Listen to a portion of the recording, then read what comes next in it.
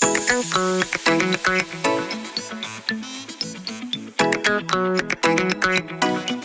everyone, and welcome to Getting Started with Lumio. Happy back to school year time for most of us around the world. We are headed back into the schools this time of year, and we're really excited to get you going with Lumio. So, with that, we're going to waste no time and just get started.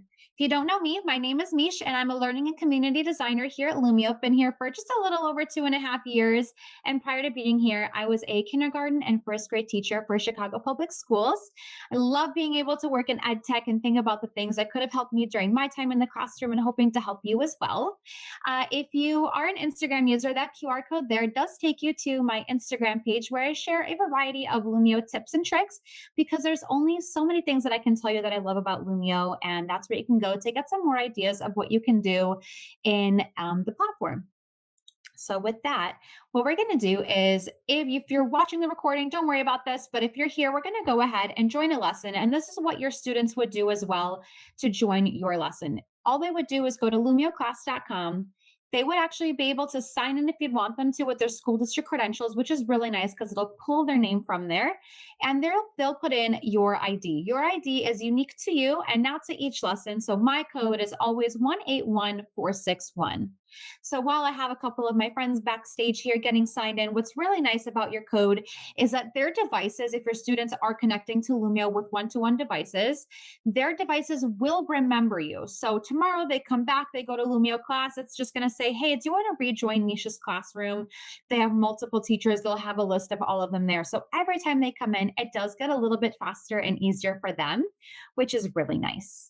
But before I move on here, just letting you know that right now you might be connecting to my Lumio lesson with a one-to-one device, but with the caveat that Lumio does not only have to be delivered with one-to-one devices, it can be a whole group activity as well. Maybe you're just delivering it with your front of room display. All right, like I said, back to school time. So let's do a really quick emotional check in. Now, you'll notice that if you're logged into my lesson, you can't do anything quite yet. This is just a page that you can look at for now. And I did that intentionally because I really like to be able to make sure I can give my students all the instructions, everything they might need to know before I let them do an activity. So here, all my students might do is drag and drop this little pin. I've made it an infinite cloned option, and they'll be able to tell me how they're feeling as they head back to the school year. So I'm going to click my magic wand, and it's going to give me an option to convert this just flat page into 3 different types of activities. Individual handout lets my students have each their own copy. Group workspace is going to give each of my students, it's going to put them into small groups. It'll auto generate, but I can still manipulate those groups. And whole class whiteboard puts us all into one shared space. So I'll do whole class whiteboard, and looks like I've got 4 students logged in here with me. So we'll have those 4 students go ahead and participate here, or we might be in with teachers. Nope. It looks like 2 of us already put need a nap. Someone is juggling all the things, and I've got this. This is a quick little activity, which is really nice to do this way because as you think about having all the students in your classroom beginning of the school year, raising your hand is something that could be really intimidating. Or on the other side, you might have lots of students that are super excited to be back and sharing, and we simply don't have time to call on everyone. So this gives everyone a moment to go ahead and participate. What's really nice for you as the teacher is, I want to know who has all this energy that they mark themselves as I've got this. I can click on this one here, click that arrow. Oh, that's the one that I dragged over, I think. There we go. Let's try this one. And this one was moved over by Ari. So maybe this was a math activity and I had asked them, still need more help working on it, or I got this. And maybe Ari here moved it over to the I got this section. And maybe I was going to call on Ari to say, hey, do you mind kind of working with some of my friends here that might need a little bit more help? So even though we all participated in it, you can still click on any of these tags here, and then you can see who they belong to. So that one was Megan there. And this one here is Marcus. Now let's just say, hey, I need this attention back on me. You'll notice in the top right corner, I can also toggle off editing. So my students that are logged in, they can still see the page, but they can't interact with it anymore. So I have that attention back on me. Just a quick little icebreaker for us here. So what exactly is Lumio? Would love for everyone to just take a moment, close your eyes. Maybe you've been in school for a week already. Maybe you want to think about last school year. You're not quite there yet. You don't want to picture that yet. Oh my gosh, give me a few more days. think about all of the different things that you do in a teaching day. So I'm thinking like, how many different websites do you visit? YouTube, maybe your slides, iExcel, your digital math curriculum. It's so many different tabs, right? And you probably at some point have turned your back to your students and you're like navigating to this website, then this website. And if your students have those one-to-one devices, you're running over with your younger learners and getting them on one screen, then another, and you're losing really precious teaching moments. Because even though sometimes that teaching day feels so long, it's not long enough. We have so many things to go over. So, what is Lumio? It brings in all those things that we already know and love into one tab, making it so much easier for us to navigate. And what's the best part is you don't have to start from scratch. You can actually start by importing things that you already have, like your Google Slides, PowerPoints, PDFs, Canva files. You can bring those in, and then you can make them engaging with lots of different things that we have right in Lumio. You can convert those pages into workspaces, kind of like we did a second ago.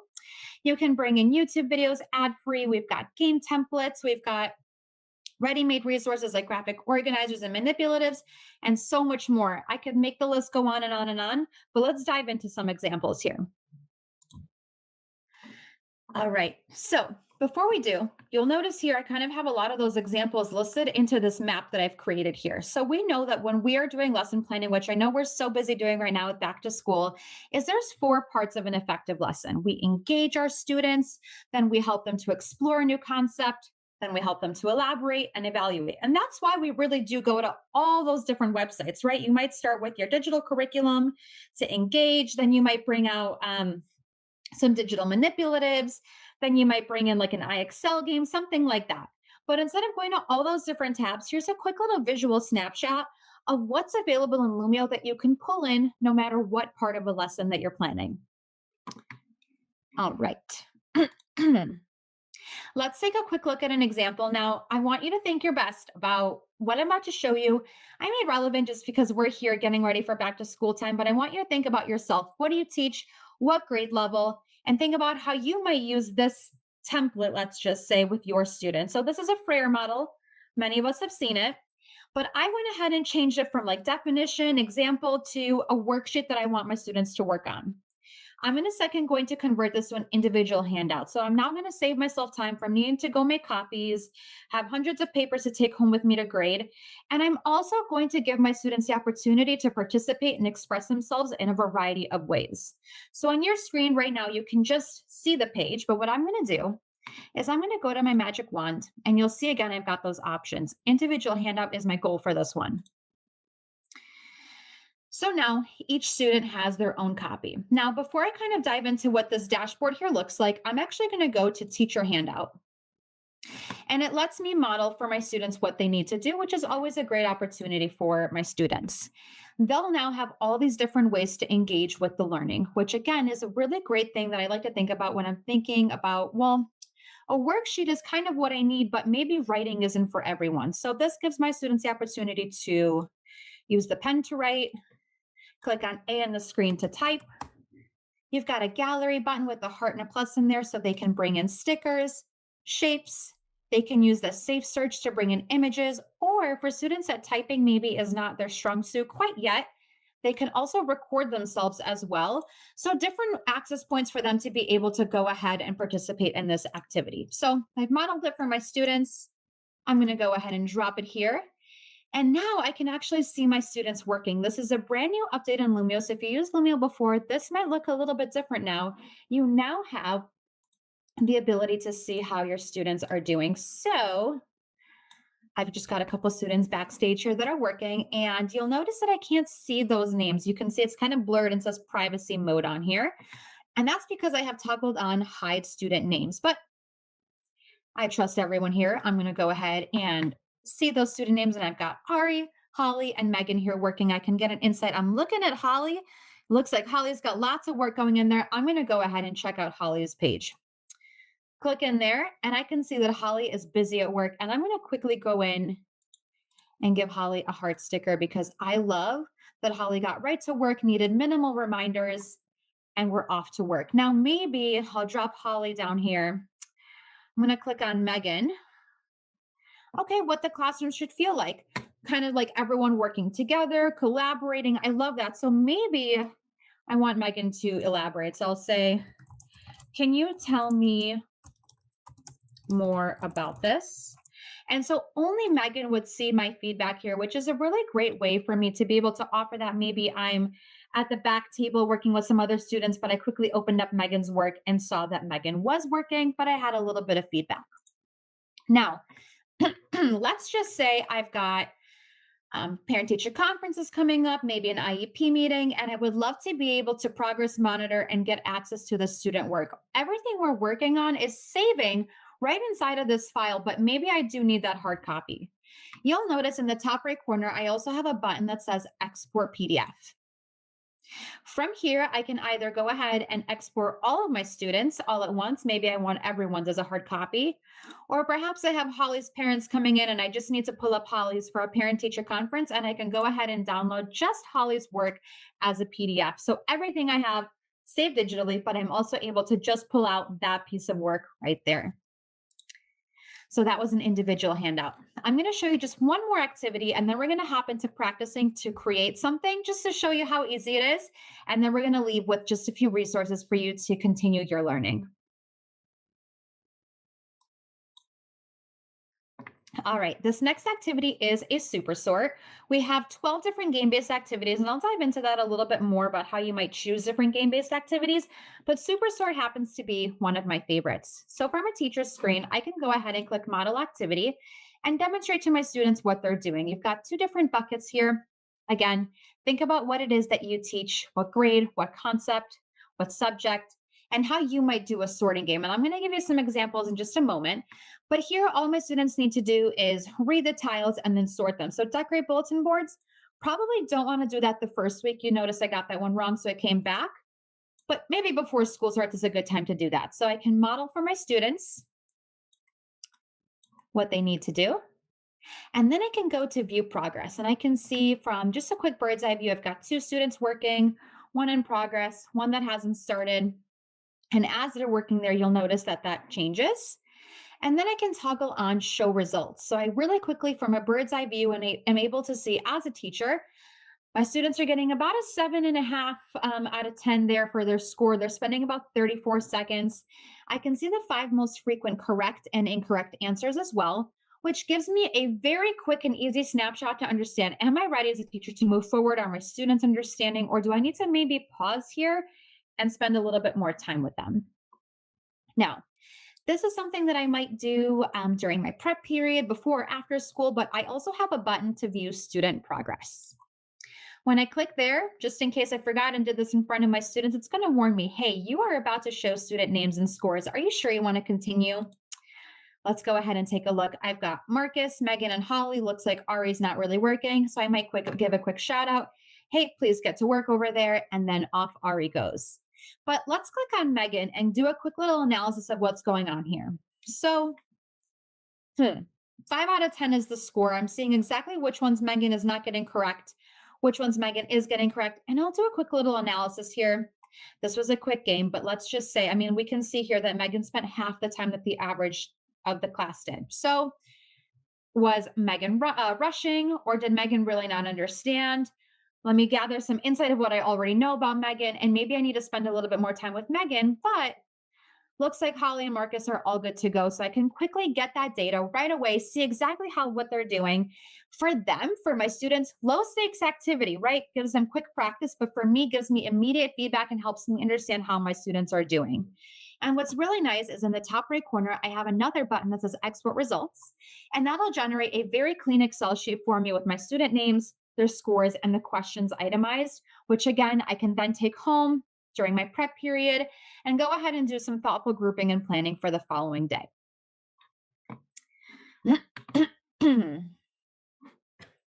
And my mouse likes to disappear on me sometimes, but here it goes. All right, so again, I want you to think about what it is that you teach. Grade, concept, subject, what do you have coming up? And I think everyone can think of a super sort idea, and we're gonna take a moment to just play with it together. But I'm gonna leave this on the screen here for a moment. If you're one of my elementary teachers, maybe you are teaching math, you could do a super sort on odd and even numbers. Quite simple. Social studies, maybe you want to do something on wants versus needs, food, shelter versus toys and video games. For my middle school teachers, maybe you're talking about figurative versus literal language, democracy versus monarchy, lots of different ideas here. For my high schoolers, maybe you're talking about introvert versus extrovert character traits, equations like linear versus quadratic. If you're doing a finance class in high school, fixed versus variable expenses. So there is a way that everyone can do a superstart, no matter what grade or subject you teach. So as you're watching back this recording, I want you to think about yourself as a learner. If it's easier for you to just kind of sit back and watch the rest of the recording here and come back to it, that's an option. Or if you'd like to pause the video, try it out, that's your option as well. So here's what we're going to do. As a teacher, right now you're in Lumio as a student if you were to join my lesson, but we are going to come in as teachers. And to join as a teacher, you would just go to www.golumio.com and you would sign in with your school district credentials. And then your home screen would look like mine.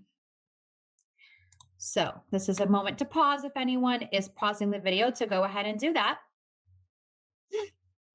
All right, so you might notice if you are an existing Lumio user, at this point in time, our home screens might look a little bit different.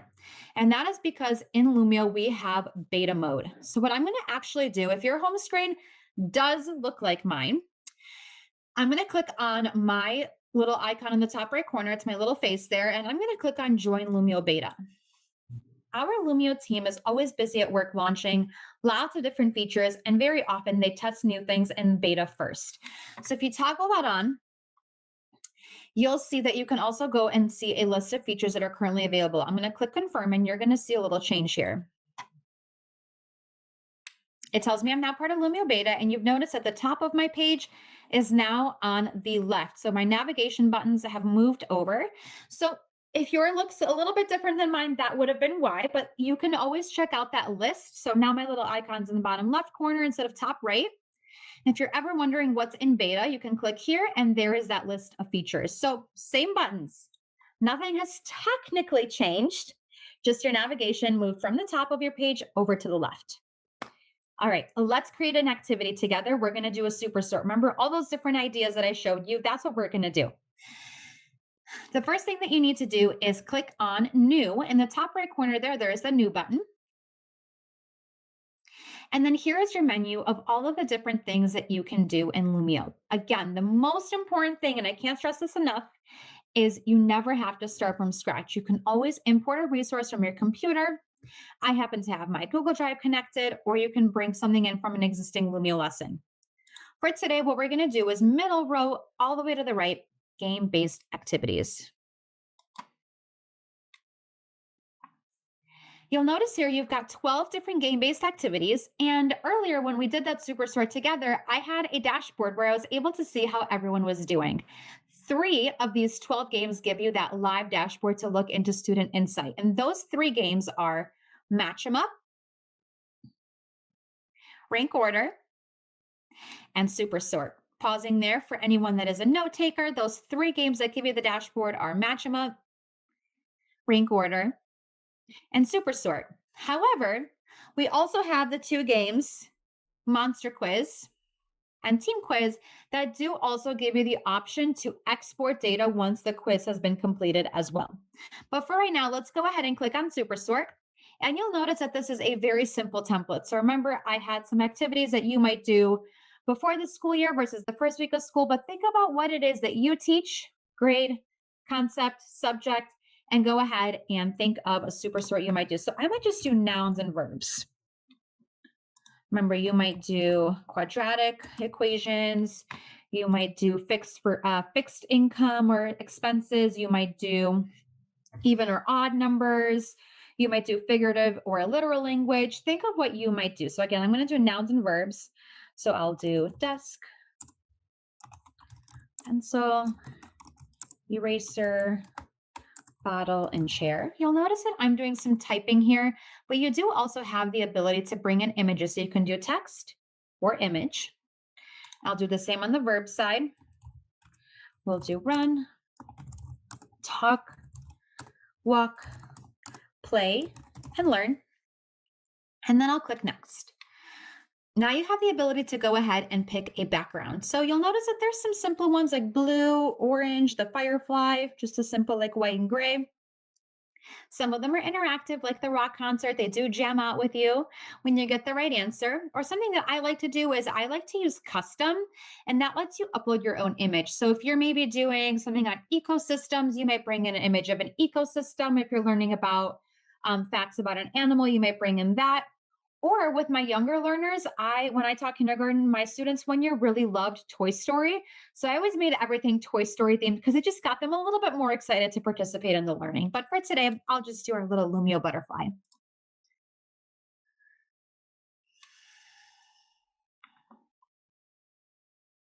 Now, as that is done loading there, a couple more things I can do is I can name my game. So I'll just do nouns and verbs.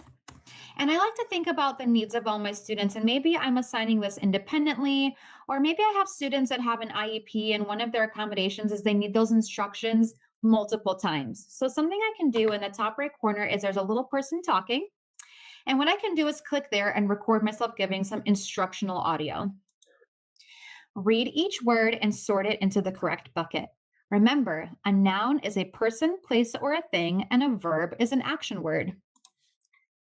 And now that'll stay right there attached to this page for my students to listen as many times as they need.